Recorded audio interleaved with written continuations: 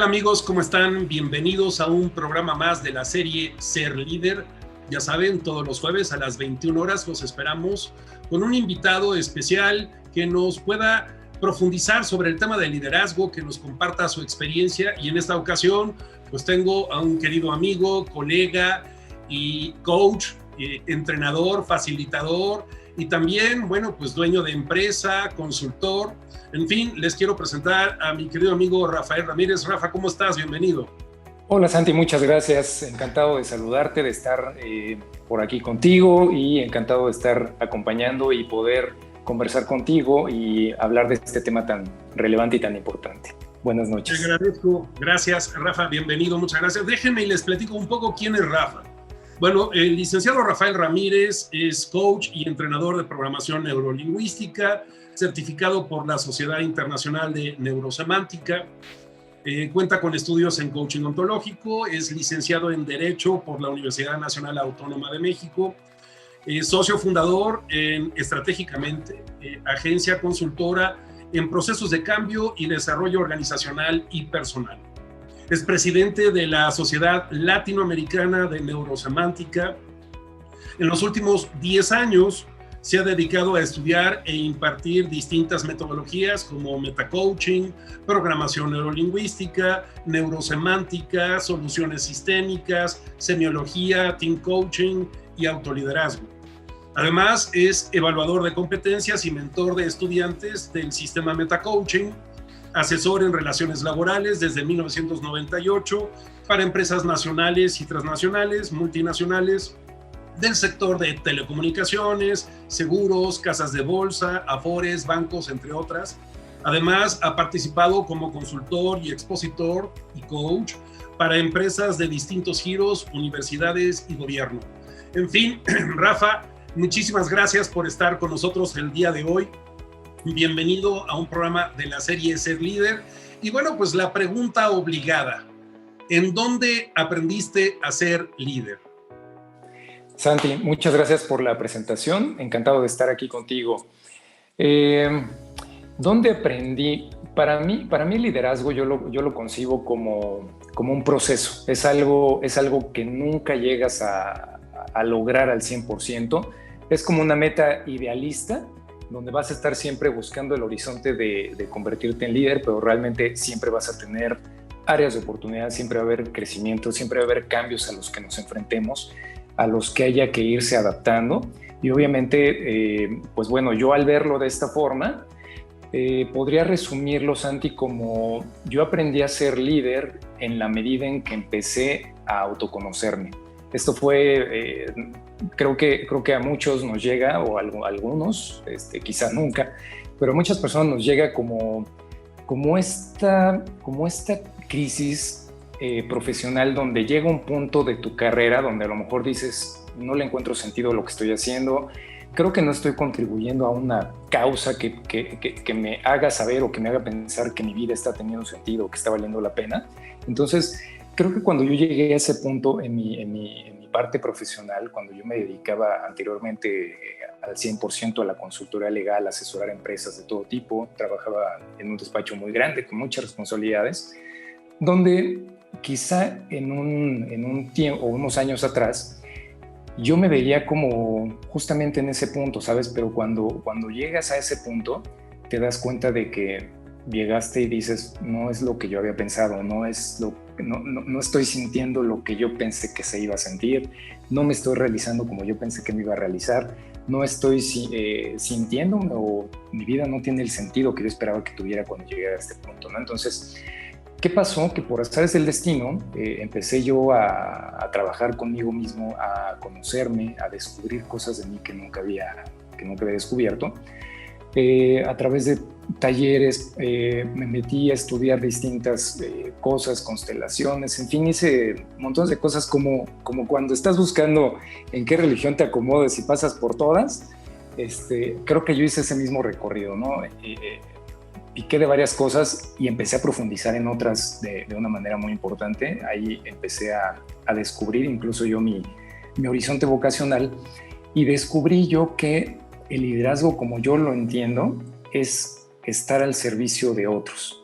y en la medida que estás al servicio de otros, generas obviamente valor, generas confianza hacia otras personas y esas mismas personas te van a ayudar a impulsar la causa o la posición o la visión de una empresa o de tu propia empresa, dependiendo del puesto o dependiendo del lugar en que ocupas, ¿no? Si eres un emprendedor y tienes una pequeña empresa o si tienes una gran empresa, creo que ese es el proceso que tenemos que llevar, autoconocernos, descubrir cuáles son nuestras fortalezas, cuáles son nuestras debilidades, trabajar con uno mismo constantemente, aprender, mantenerse como con este ideal del aprendizaje infinito y desarrollarse constantemente, ¿no? Para poder entregar lo mejor de ti mismo a los demás. Entonces, te puedo decir que esto fue a raíz de esa crisis vocacional que tuve. Me encontré algo en lo que yo me sentía útil, en lo que yo sentía que tenía fortalezas, y es actualmente a lo que me dedico ahora, ¿no, Santi? Entonces, creo que así podría resumir la pregunta. Bien, muchas gracias, Rafa. Y para quienes nos han acompañado en emisiones anteriores, en programas anteriores, pues la pregunta es, salimos de las universidades con una formación técnica extraordinaria. Rafa, eres un extraordinario abogado. Sin embargo, ¿en qué momento en tu formación académica universitaria llevaste alguna materia o te enseñaron a ser líder? Jamás, y de hecho yo le agregaría todavía, Santi, que incluso cuando empiezas a hacer como decimos en México, ¿no? Cuando empiezas a hacer tus pininos en tus primeros trabajos, en tus primeros puestos o responsabilidades, realmente, al menos en mi experiencia, yo no tuve el ejemplo de algún jefe que me inspirara a mí como un líder. O sea, lo que yo tuve en mis primeros años profesionales fueron jefes, ¿no? Donde te dicen lo que tienes que hacer, a dónde tienes que ir, cómo tienes que resolver las cosas, pero realmente no tienes a alguien que te desarrolle como persona y que te desarrolle como profesional. Entonces, sí, yo no recuerdo haber recibido ni directa ni indirectamente algún tipo de formación universitaria donde te enseñaran habilidades de liderazgo. Entonces, creo que en ese sentido terminamos la universidad y salimos completamente verdes en muchas cuestiones, ¿no? Principalmente en esa de desarrollarnos como líderes y de ejercer un liderazgo desde la posición que ocupemos cuando salimos de las universidades, ¿no? Y fíjate, aquí hay un tema, porque trabajando tú en un despacho legal muchos años, de todas maneras, ¿cuántas de tus actividades en el día a día no tenían que ver específicamente con jurisprudencia, con asuntos legales, sino más bien tenía que ver con trabajo en equipo, con delegar, con cumplir con ciertas responsabilidades y ciertos compromisos? Entonces, la pregunta también es, ¿qué de lo que aprendiste en la universidad aplicabas en tu día a día? ¿Qué porcentaje? Yo diría que, si acaso, entre un 10 y un 20%. O sea, en realidad, aprendes mucha teoría, aprendes mucha historia.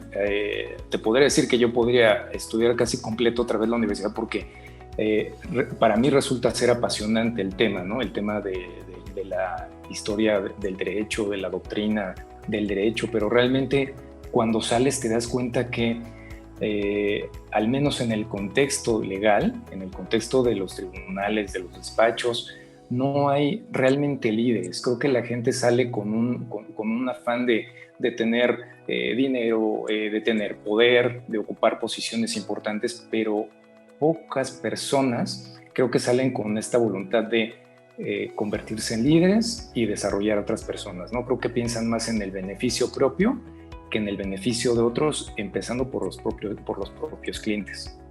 Sí.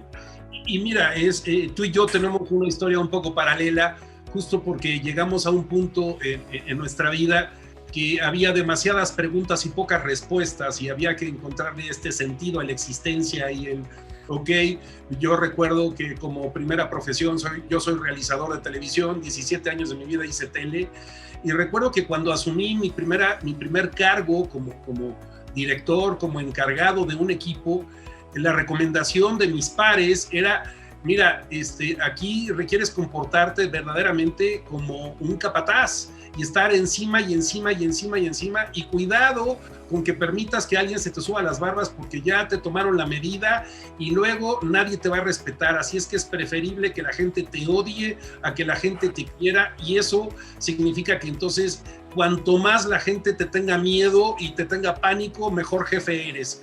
Y me la vendieron y la compré. Claro. Y qué fuerte, porque quizá muchos años, luego cuando me independicé, cuando puse mi primer negocio, yo seguía pensando que para ser un buen jefe, pues entonces tenía que ser un extraordinario capataz y no pasar ninguna, y siempre mal encarado, y siempre, ya ver tú, ¿qué estás haciendo? Y llegué a un punto en mi vida en que yo decía, esta es la única manera. O sea, finalmente seguimos en la época de la revolución industrial, y entonces más que ser un jefe soy un capataz, y la gente está trabajando a destajo, y cuidado con que desatienda, y cuidado con que se ponga a platicar, y cuidado con que pierda el tiempo, porque entonces la mirada amenazadora y el grito, a ver tú, y a ver tú, y a ver tú.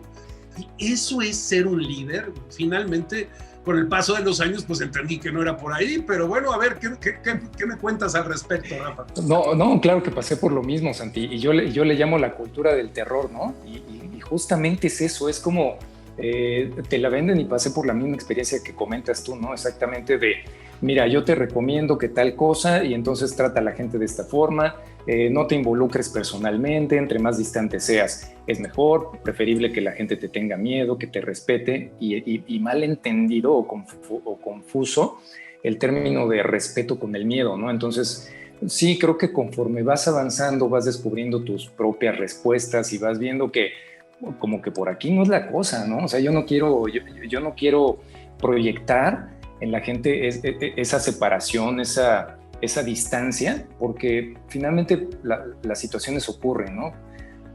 Hay errores, hay faltas de comunicación, hay falta de trabajo, tienes que ejercer supervisión, tienes que realizar todo un trabajo de supervisión sobre la gente que tienes a tu cargo, pero realmente creo que puedes hacerlo de otra vía completamente diferente, donde te conviertas en un jefe que inspire, que respete a sus compañeros, que respete a sus colaboradores, que respete la figura que tenga, ¿no? Hay empresas donde les llaman aconsejado, colaborador, como sea que le llamen.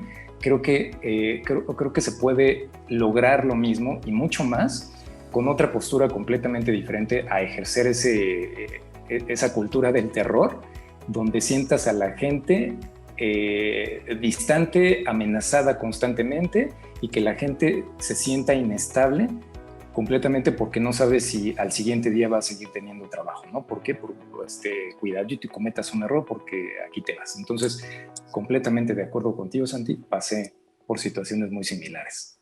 Y te escuchaba yo en un principio que decías esta parte de declararnos aprendices permanentes y entender que asumir la posición de líder, bueno, para empezar, y es una de las cosas que en otros programas, amigos, también lo hemos visto, y es cuando hablamos de liderazgo, tal pareciera que si buscamos la definición de líder, siempre se nos dice que es aquel que coordina, encabeza o dirige a un equipo. Entonces, yo no puedo ser líder a título individual. O sea, si no tengo personas que me reporten, si no tengo colaboradores que me reporten, entonces no soy líder. ¿Y qué opinas tú al respecto? ¿Tú puedes ser líder a título individual, Rafa? Por supuesto que sí. Yo pienso y estamos viendo actualmente muchísimos esfuerzos, muchísimos emprendimientos donde la empresa es de una sola persona, ¿no? Entonces, pues hay veces que las personas están iniciando una nueva actividad o decidieron independizarse porque perdieron su empleo o lo que fuera. Entonces, esas personas pueden ser perfectamente líderes tienes que empezar por ser líder de tu propia vida, tener que empezar por ser líder por inspirar a la gente que está cerca de ti, a tus clientes, a tus proveedores, con las personas que interactúes. Creo que una característica del liderazgo es con cada persona, con cada interacción, a cada lugar en el que vayas, que ese lugar y que esa persona sea mejor que antes de estar contigo. O sea, creo que esa es una manera en que puedes ejercer perfectamente el liderazgo y donde no necesitas ser el dueño de una gran empresa, ni tener un gran equipo de trabajo, ni ser tener una posición, llamémosla entre comillas, importante, ¿no? Puedes ser líder estando completamente independiente o solo.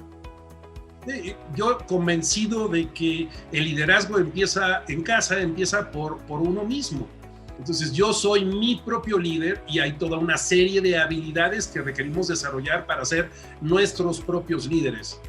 Ustedes saben, amigos, una de las razones por las cuales este programa se llama Ser Líder, pues tiene que ver con que hace algunos años publiqué un libro con este mismo nombre, Ser Líder, y en donde hablamos de las habilidades de liderazgo individuales, 30 habilidades de liderazgo individuales, y luego ya que desarrollé estas habilidades, luego poder convertirme en un líder de líderes, desarrollar las 20 habilidades colectivas o las de un líder de líderes. Y entonces, bueno, mucha gente me pregunta, oye, Santiago, ¿y cuáles son las habilidades individuales de un líder?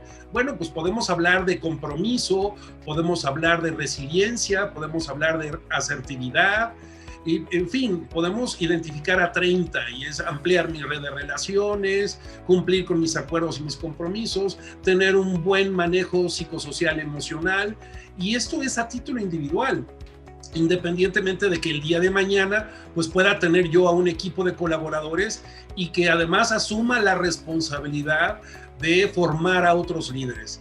Y es otra de las preguntas que surge, Rafa, es tú trabajando con muchos de tus clientes, ¿cuándo has visto que los gerentes o los directores asuman la responsabilidad de formar a sus colaboradores en el ámbito del liderazgo? Realmente muy pocas veces, y me ha llegado a tocar incluso ocasiones donde algún jefe, vamos a pensar de un gerente o de un supervisor, llega a pedir incluso coaching para una persona y te das cuenta, conforme avanzas en el proceso, que lo único que estaban buscando es justificar o robustecer la idea de que esa persona necesita salir de la empresa, o por lo menos de ese equipo de trabajo, ¿no? Entonces es como, es más difícil desarrollar personas que tomar personas que crean, se comporten y tengan los mismos valores que nosotros. Eso es un hecho. Pero no podemos pensar en que si esta persona no comparte mis ideas, no se alinea, se me sale del corral, tiene sus propias opiniones, quiere expresar o es muy proactivo, entonces me causa conflictos y a mí como jefe lo que busco es que esa persona deje de formar parte de mi equipo, ¿no? Es lo que me ha tocado ver en muchas ocasiones en empresas, lejos de cómo hacemos para que esta persona pueda encajar en el mejor lugar donde sí pueda sumar a los objetivos del equipo y finalmente de la organización, ¿no? Pero realmente son, creo yo, pocos casos y tiene mucho que ver, Santi, justamente con lo que comentabas, porque finalmente todas las habilidades individuales de un líder tienen mucha relación con el tema de inteligencia emocional, y esta inteligencia emocional se compone de dos fases, ¿no? Que es primero aprender a conocerse y gestionarse a uno mismo y después conectar con los demás e influir en los demás. Pero mucha gente quiere influir en los demás, conectar con los demás, pero sin gestionarse a sí mismo, sin conocerse a sí mismo. Entonces es como querer tener la suma sin hacer la operación. No hay forma. Y un poco este tema que yo sigo escuchando todavía, pleno siglo XXI, esta idea que tienen algunos directivos que dicen una orden dada y no supervisada, pues se la lleva bueno, vamos a ponerle fregada por no usar otro término, pero sí, entonces es giro una instrucción, pero además tengo que supervisar, incurrir en este micromanagement, porque, a ver, yo soy el capataz y requiero estar supervisando todo el tiempo, ¿no? Correcto. Sí, y creo que tiene mucho que ver con que muchas veces los gerentes o subdirectores, directoras, quieren que la gente haga las cosas exactamente en la forma en la que ellos lo harían. Y entonces, una parte muy importante de desarrollar otras personas es, creo que hay que enfocarse mucho en cuántas habilidades tiene la persona que yo estoy supervisando, cómo está su nivel de habilidades, pero además cómo está su nivel de motivación, porque muchas veces puede ser la persona que tenga muchísimas habilidades, pero a lo mejor su nivel de motivación es bajo y está cansado, está quemado por la sobrecarga de trabajo, y entonces voy y le doy más trabajo, entonces voy a acabarlo quemando y pierdo a lo mejor un integrante valioso del equipo. O por otra parte, puede ser que una persona a lo mejor no tenga tantas habilidades, pero tiene muchísima motivación, y si yo no le enseño, si no lo desarrollo y si no lo ayudo a que crezca dentro de mi equipo y dentro de la empresa, pues esa persona va a acabar estancándose. No es como, tiene muchas ganas, pero no sabe y yo no le enseño, entonces es como agua estancada dentro de la empresa, ¿no? Que pudiera bien ser un elemento valioso si yo lo desarrollo. Y un poco yo escucho a muchos directores y gerentes quejarse cuando promueven a alguien y le dan la oportunidad de ocupar una posición superior y decir, pues es que no me dio el ancho. Y un poco aplica aquí el famoso principio de Peter, ¿no? De la gente crece hasta su máximo nivel de incompetencia. Entonces perdí a un extraordinario jefe de departamento y gané a un pésimo gerente, pero además yo como jefe no asumo la responsabilidad de haber revisado previamente si esa persona tenía las habilidades, y si no las tenía, haberlo ayudado a desarrollarlas, y no lavarme las manos y decirle a talento, a recursos humanos, pues esta persona no me da el ancho, pues ahí te lo mando, ¿no? Exacto, y además muchas veces la persona no quiere ser movida de posición, o sea, a veces no quiere el movimiento, sea lateral o vertical. Muchas ocasiones no se toma en cuenta su opinión y es como, a partir de tal día empiezas a ocupar tal posición y te encargas de tales responsabilidades y demás. Y entonces ya no tienes un solo error, sino que tienes dos. Dejas un hueco donde tenías una persona que era excelente para ocupar cierta posición, dejas ese hueco, la pasas a un lugar donde no va a dar lo mejor de sí, y entonces ya tienes dos problemas que resolver: la posición que ahora ocupa y la posición que dejó, que sí va a estar difícil para llenarla, ¿no? Y sobre todo el seguir escuchando a los middle managers y top managers, que luego creemos que es sinónimo de ser gerente o ser director, ser líder, y como bien lo he dicho en programas anteriores, es el CEO de Great Place to Work, cuando publicó su libro, dice que más del 90% de los gerentes y directores que él conoce son pésimos líderes. Entonces es como estos gerentes y directores no quieren asumir la responsabilidad de formar a su gente, y entonces este gap que existe, esta distancia que existe enorme entre los directores y sus reportes, o los gerentes y sus reportes, ¿no? Claro, siempre se presenta, o en muchas ocasiones se presenta esta brecha entre los líderes, entre subdirectores para arriba y los gerentes para abajo, ¿no? Entonces, muchas veces ocurre que donde se toman las grandes decisiones y donde se marca el rumbo de una empresa y donde se definen las estrategias, pues muchas veces no bajan. Entonces, ahí hay un cortocircuito entre la gente que opera y la gente que toma decisiones, y muchas veces porque la gente que está arriba no se acerca, no tiene esta, creo yo primero, no tiene el interés de cerrar esa brecha entre jefes, supervisores y la dirección. Y muchas veces también se ve en la cultura de las empresas cómo existe esa diferencia y cómo pues, no se juntan unos grupos con los otros, ¿no? Y es una cuestión bien evidente de pues, los jefes por acá y los demás para allá. Y un tema aquí, que desde lo que estás diciendo, Rafa, y es no solo no permea la información y el estilo de liderazgo desde, digamos, la cúspide, desde lo que sería en la parte corporativa o la parte directiva de la organización, y cómo vamos formando a estos cuadros de reemplazo. Yo recuerdo en más de una ocasión, ya fuera en procesos de coaching o de mentoring o de consultoría, preguntarle al CEO o a un VP o a un director de área que lleva 4 o 5 años sentado en esa silla y decirle, oye, ¿quién de tu gente está lista para sentarse en tu silla? Y que el más del 90% de las ocasiones me digan, no, nadie. Y le digo, ¿estás de acuerdo que esa es tu responsabilidad? Y me dicen, ¿cómo? Sí, les sorprende a veces, ¿no? Claro, y además es algo súper grave porque muchas veces cuando nos piden dar capacitación o cursos de liderazgo o o coaching específico para cierto tipo de personas, mencionamos esto justamente, ¿no? Tienen que verse como un equipo de fútbol donde si tú eres el coach y tú eres el entrenador, ¿a quién no le gustaría tener a puro 10 en su equipo? ¿No? Donde digas, uno se lesionó, pero tengo 9 ahí sentados y cualquiera de los 9 puede dar el ancho perfectamente, ¿no? Con distintas habilidades, con forma de ser distinta, con valores distintos, pero sé que va a dar su máximo. Entonces, creo que muchas veces los líderes quieren o tienen esta visión de estar centrados en sí mismos y pensar es que no hay nadie listo para ocupar lo que yo hago, ¿no? Cuando la idea sería, si tengo 6 personas a mi cargo, cualquiera de los 6 puedo ocupar el día de mañana mi puesto sin mayor problema, ¿no? Y a lo mejor yo doy el brinco a una dirección regional o a nivel Latinoamérica o internacional, qué sé yo, porque llega a darse el caso. Y muchas veces no dan el paso justamente porque no hay alguien que lo supla. Y creo que tiene mucho que ver también, Santi, con una visión cortoplacista de pienso en mí, pienso en los beneficios a corto plazo, pero no estoy impulsando una visión donde, claro que necesito desarrollar a otras personas para que impulsemos entre todos esta gran visión, ¿no?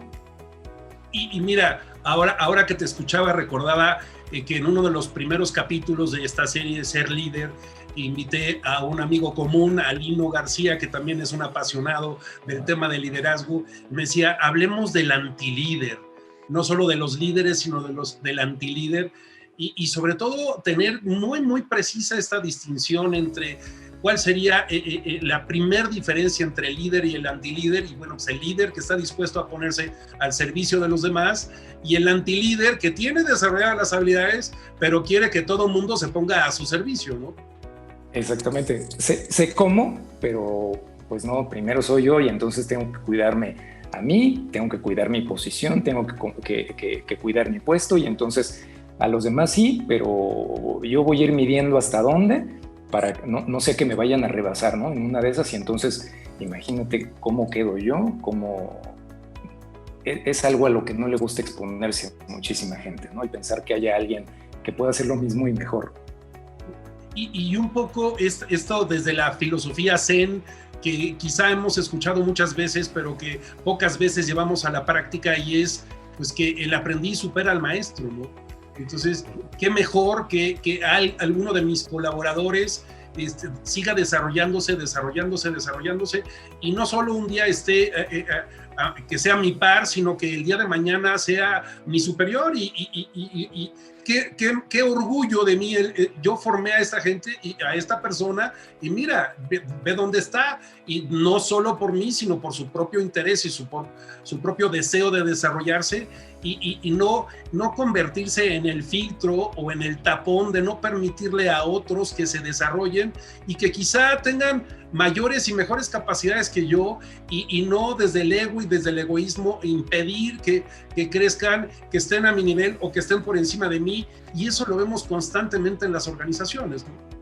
Claro, y si vemos desde un punto de vista idealista, hay empresas, y lo había leído yo en libros y pensé que no existían empresas donde se hiciera eso. Afortunadamente sí las hay, donde las personas, todos se interesan por conocer los intereses, por los sueños, por los deseos, por las metas del resto de las personas, y entre todos colaboran para ir concretando ese tipo de ideas, ¿no? Puede ser desde una simple idea como el hacer un viaje, hasta quiero llegar a ser el director, o quiero ser speaker, o quiero escribir un libro, y entonces todo el mundo conoce lo que los demás quieren, y entonces todos se impulsan al logro de los objetivos individuales y grupales, ¿no? Entonces esto lo menciona Michael Roach en un libro buenísimo, creo que de los libros que te puede cambiar la vida, que es El tallador de diamantes, y que es algo que debería de leer, creo yo, todo ejecutivo y toda persona que quiera convertirse en un verdadero líder. El tema es apasionante y nos da para muchísimo. Lamentablemente estamos llegando al final de este programa. Qué rápido se nos fue, mi querido Rafa. Muchísimas gracias por aceptar esta invitación. Y amigos, espero que les haya resultado interesante esto que conversamos el día de hoy, siempre buscando enriquecer el tema de liderazgo y desde diferentes perspectivas, desde diferentes aproximaciones. Ya saben, los esperamos aquí todos los jueves a las 9 de la noche en la plataforma de Telered Digital. Mi querido Rafa, muchísimas gracias por acompañarnos el día de hoy. Muchas gracias a ti, Sandy, por la invitación y un placer haberte acompañado junto con tu auditorio. Hasta pronto. Gracias. Y amigos, no se les olvide, recuerden, los esperamos aquí todos los jueves a las 9 de la noche en la plataforma de Telered Digital en un programa más de la serie Ser Líder.